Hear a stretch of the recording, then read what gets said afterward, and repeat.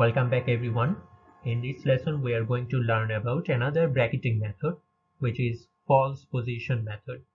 In the last lesson we have learned about bisection method, another bracketing method, and we have seen some of the limitations of bisection method, and today we are going to learn about an improved method, which is false position method. So let's dive into the details of this. So one of the main limitations of bisection method was that we did not consider the value, the magnitudes of f of xl and f of xu. That means we did not consider the magnitudes of the boundary values of our initial assumption. As a result, it might happen that in some of the cases that the values of the functions at one boundary is much lower or higher than the another boundary. As a result, there might happen some transition error or round of errors. So it's a very brute force approach that we apply. The bisection method is very much basic, but as a result it's very inefficient. So what we need to do, we need some better algorithm which incorporates these limitations, which also considers the magnitudes of f of xl and f of xu. So that's where the false position method comes. False position method is almost similar to the bisection method, but there is a slight difference in calculating the new approximate of the root. What we do is that in false position method, we connect the 2 points f of xl and f of xu by a straight line. Since we already know that f of xl and f of xu are situated on different sides of the root, and they have different signs, one is positive and one is negative.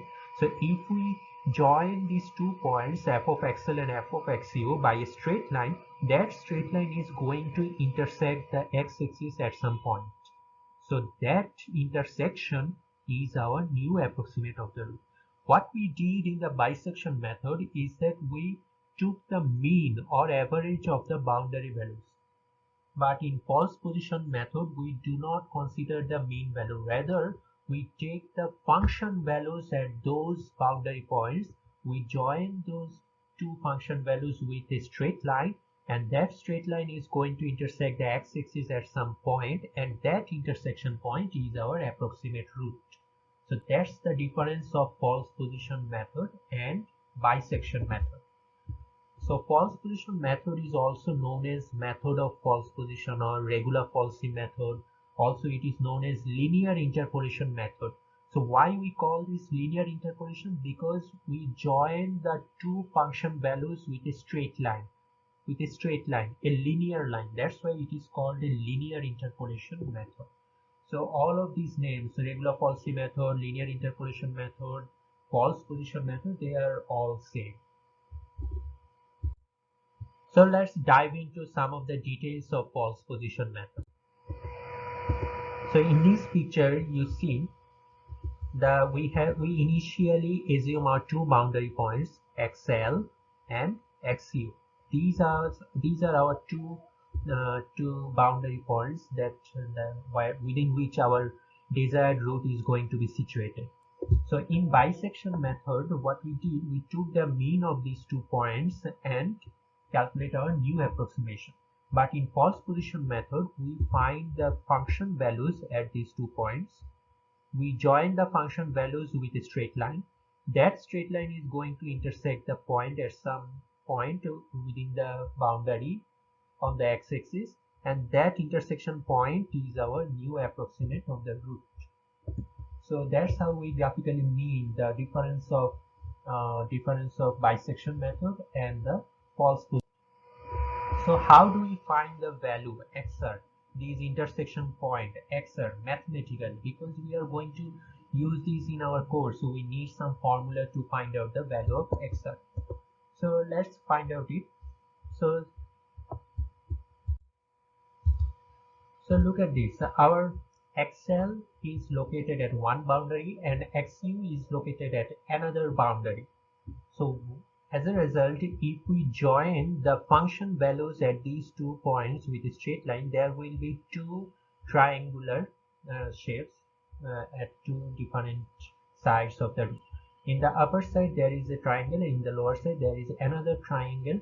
So since this is a straight line, the slope of this line would be similar in all the points within this line. As a result, if we calculate the slope from the upper triangle of this line, and also if we calculate the slope of this line from the lower triangle, both of them would be same.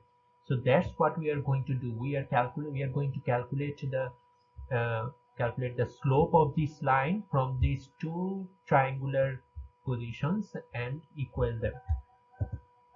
So that's what we have found. Since the slope is defined as the height divided by base, in the upper triangle the height is f of xu minus 0, and the base is xu minus xr.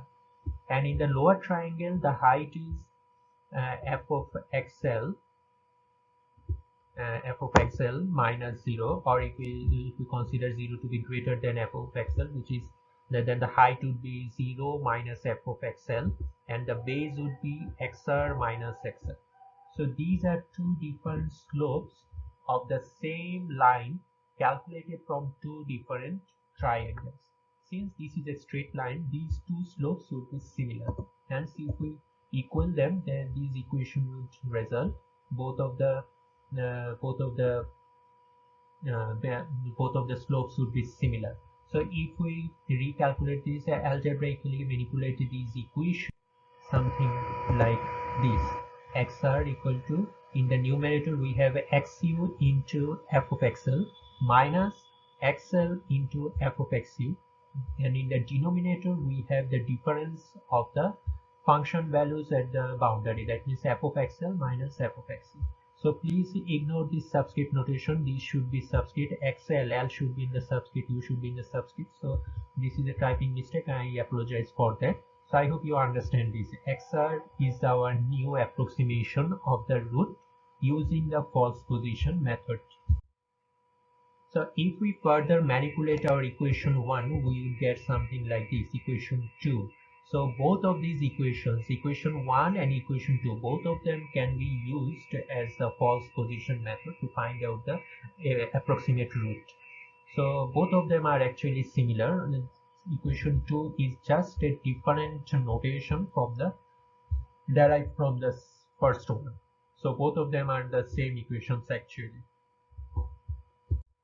But there is a slight difference between equation 1 and equation 2. Although they are same, but equation 2 has a better application from the perspective of computation, because in equation 2 we have one less multiplication.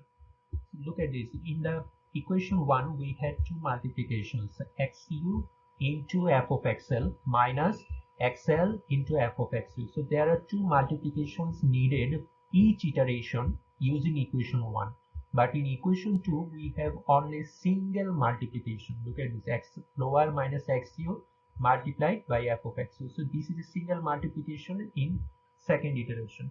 So from the perspective of computational resources, if we consider the time of computation of multiplication, doing two multiplications is of course going to cost us double time than doing single multiplication, and that's why equation 2 is better for our computational purposes. So we need to be aware of those. So let's look at the algorithm that we are going to use in false position method.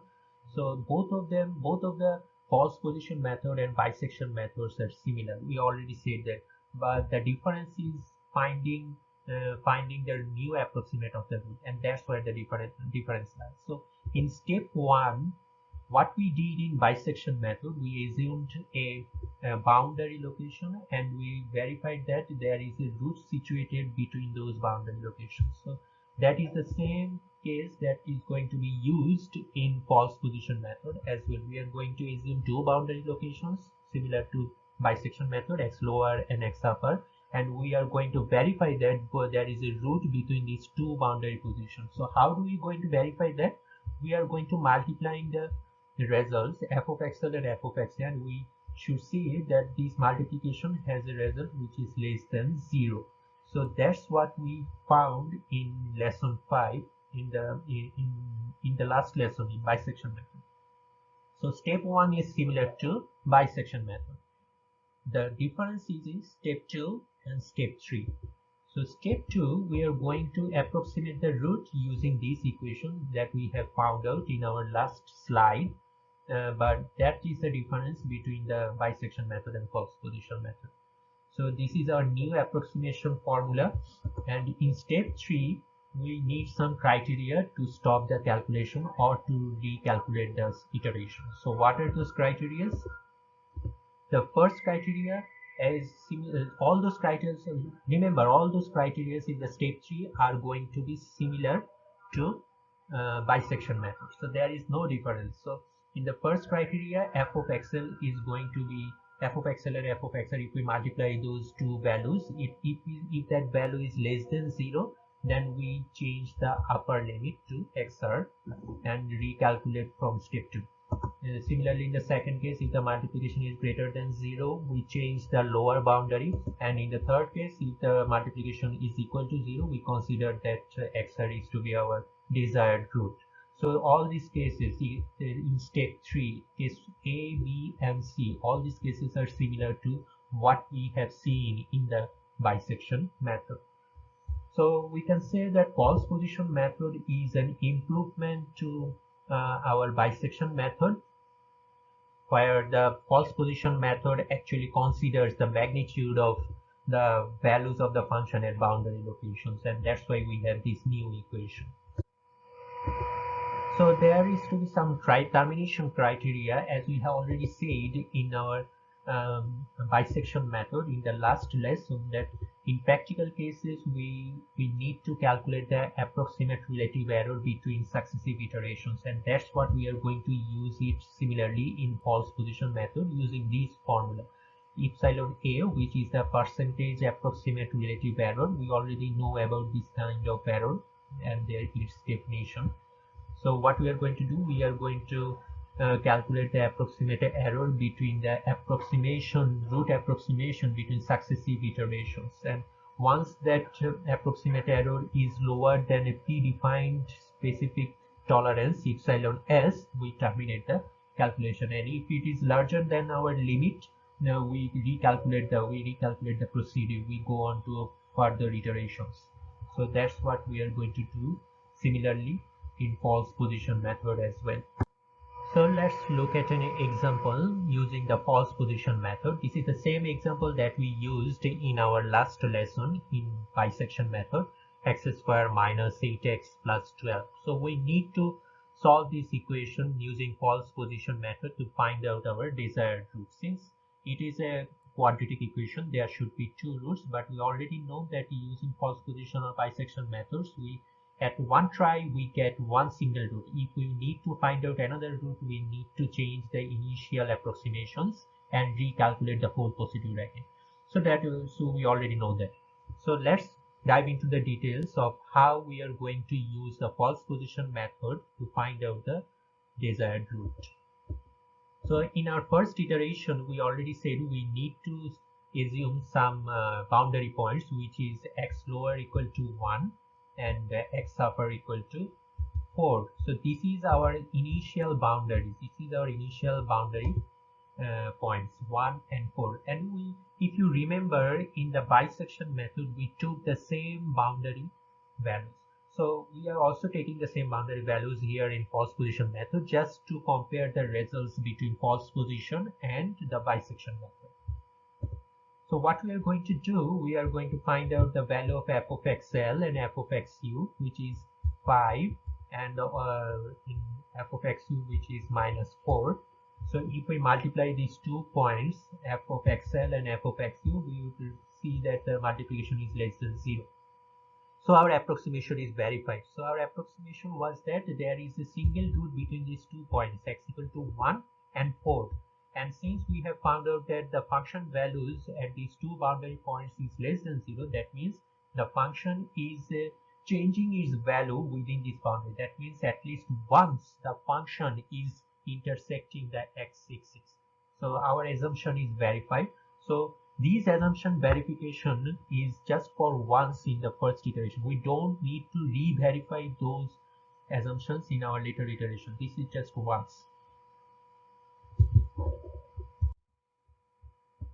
So next we are going to approximate our new root for this first iteration using the formula that we derived in the previous slides, which is x or something like this, and we get our new root to be 2.6777.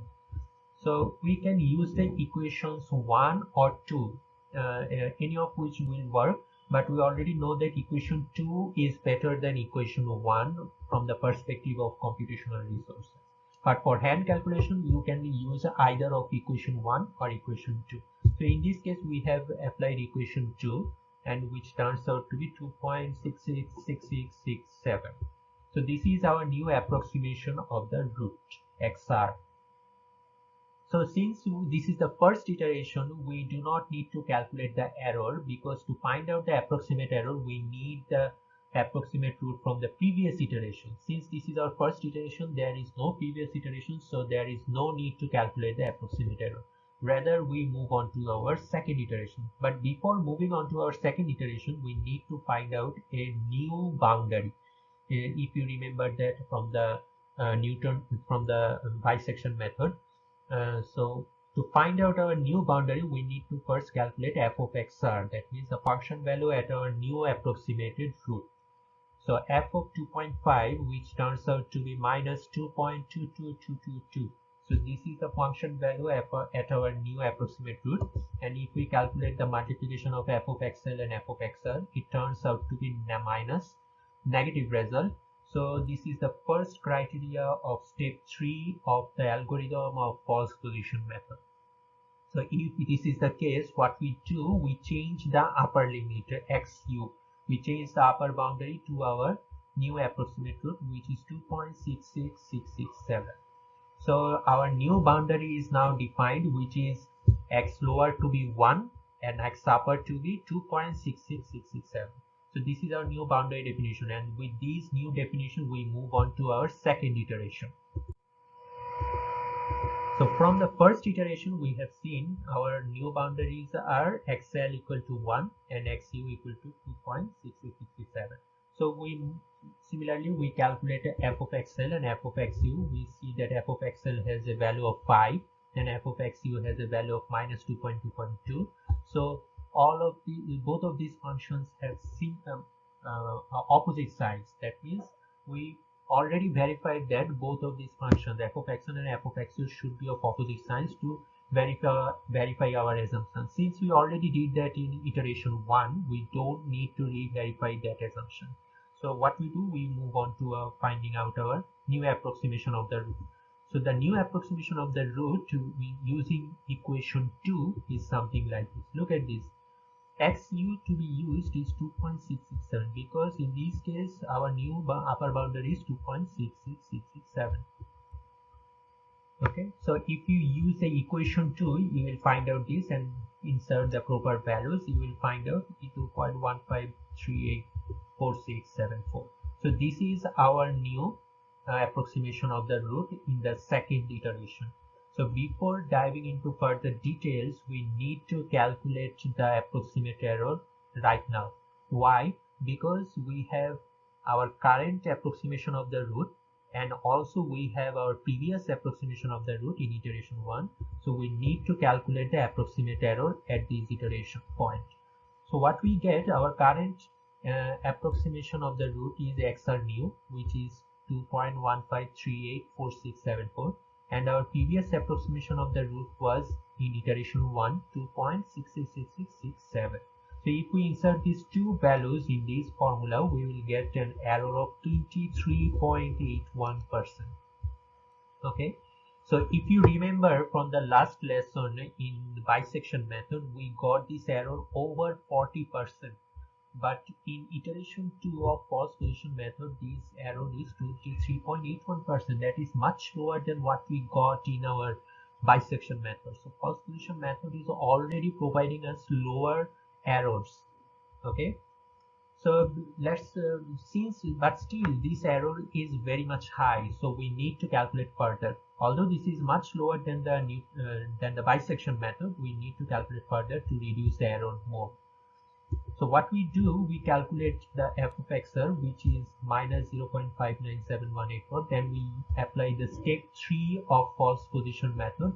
In step 3, we need to find out the value of f of xl multiplied by f of xr, which turns out to be a negative result.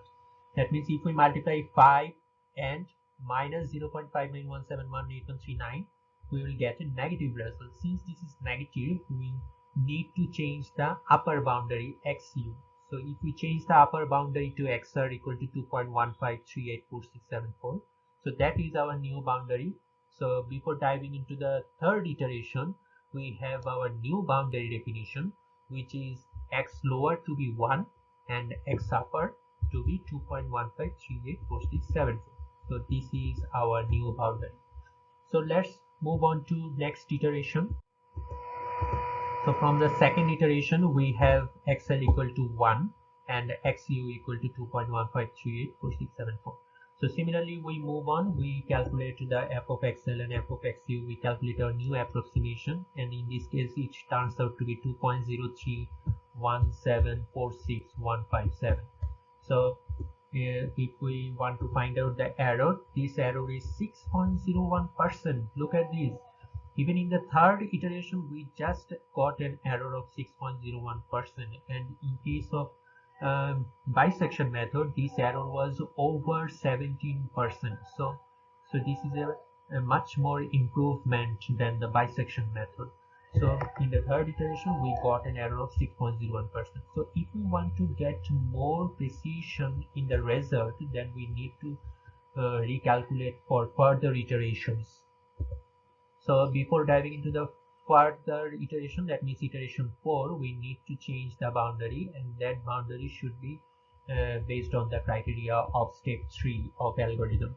So we calculate the f of xl into f of xr, which turns out to be a negative result as well. And since this is the negative result, the multiplication is negative, we change the upper boundary. And the upper boundary should be set to the new approximation root, and the new approximation root is 2.03174657. So this is our new upper boundary, and our lower boundary was kept same, which is xl equal to 1. So in iteration 4, from the third iteration, we got our new definition of boundary, which is xl equal to 1 and xu to be 2.031746157. So if we recalculate further, we calculate our new approximation of the root, and we calculate the error. Look at this. In the fourth iteration, the error turns out to be 1.264%. So even if you remember from the last lesson, in the bisection method, we got an error of over 4% even in the fifth iteration. But in false position method, we already got an error of only 1.264% just in the fourth iteration. So a false position method is providing us better results than the bisection method on the same example. So what we do, if we want to get further precise result, we need to calculate further, and by defining a new boundary. So that is not we are doing here. So we need to see what we have got here. We already know that the false position method is better than the bisection method, and we have got an error of 1.264% even in the just fourth iteration. So if we need further, if we reset our limit to error in the code, if we reset our limit of error in the code, and at a smaller value, we will get a more precise result. So that's what we are going to do in our code. We would set a limit of 0.0001% and get a more precise result. But in hand calculation, this is much more absurd. So we are not going to do that in hand.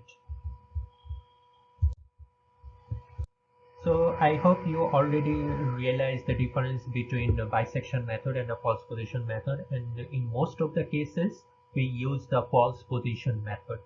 So okay, we use the false position method. So if you want to compare the results between bisection and false position method, you can use the MATLAB code to see how the error propagates in both of these methods, how the error propagates in bisection and false position methods, whether they are increasing or decreasing. If they are both decreasing, then how faster each of them are decreasing. So we can compare those results in MATLAB code, and we will see that in our later lectures and MATLAB codes. Although the false position method is better than the bisection method, false position method itself has some limitations as well. The first limitation is that the false position method cannot find more than one root at first try. So if you want to find more roots using false position method, you need to recalculate the whole procedure with separate boundary points like the bisection method. Also, there is an error that there is a limitation that in some cases, the bisection method performs better than the false position method. How is that so? Look at this figure. In the figure, look at this plateau region. In this plateau region, because of this plateau region, the false position method converges very slowly. If we had used the bisection method, it would have been much faster than the false position method for these special cases. Okay, for this special case, the bisection method performs better than the false position method. So we cannot say generally that the false position is better than the bisection or the bisection is better than the false position. It is actually an application specific. In some applications, false position is better performing, and in some applications, bisection method is better performing. So that's why we, since because of these some of the limitations of false position method, we use a modified version of the false position method, which is known as the modified false position method. So in this example, in this figure, we have seen the limitation of false position method. The false position method converges very slowly. So these type of cases where the function is one-sided, okay, this is one-sided function. Look at this. At one side, the function value is almost fixed, and at the other side, the function value is increasing very rapidly, and that is why it is called a one-sided function. So for these one-sided functions, in the code, in the MATLAB code or anywhere, whatever you want, in the code we keep a checkpoint where the function value is stagnant. So whenever we see that the function value is stagnant for many iterations, we have the value of the function at those points. For example, in this case, the function value is stagnant at this location, which is say -1. So the function value is -1 for many values of x. For example, x equal to 0.2, 0.4, 0.6, 0.8. For all of these cases, the function value is stuck at -1. So whenever this is the case, what we do after some iterations, we have the value of the function value. That means we do -1 divided by 2, which is -half. So as a result, what we have that the function converges faster than the traditional false position method, and that is the difference between modified false position method. Although this is not necessary in hand calculations, we are going to use this modified false position method in our code, and we will see in MATLAB code examples that how the modified false position method is applied. So there is one more thing you need to remember, that whenever we are applying the modified false position method, we are having the function value at the stagnant bound. We do not have the stagnant bound itself. That means we do not have the x value, rather we have the f of x value. Okay, so that is the difference between the modified false position method and the regular false position method. So what we have learned in this course, we have seen a bracketing method, which is the false position method. We have seen the difference between the bisection method and the false position method. We have implemented the false position method on a function, and we have seen that in some cases the false position method performs better than the bisection method. Also, there are some cases where the bisection method performs better than the false position method. So there is no generalization rule that which one is better than which one. So it's very application specific. So we have seen for one-sided function we can apply a modified version of the false position method, which is known as modified false position method. And in this case we have seen how we have the value of the function at stagnant point after some iterations in the code. So there is no better method, as we already said. Some method can be better than other in some applications, and some can be worse than other in another applications. So this is all about an application specific problem. So please try out the MATLAB code that I have attached with this lesson of both false position method and modified false position method. Open your MATLAB book and try out this code and try to find out the difference between the bisection method and the false position method and modified false position method.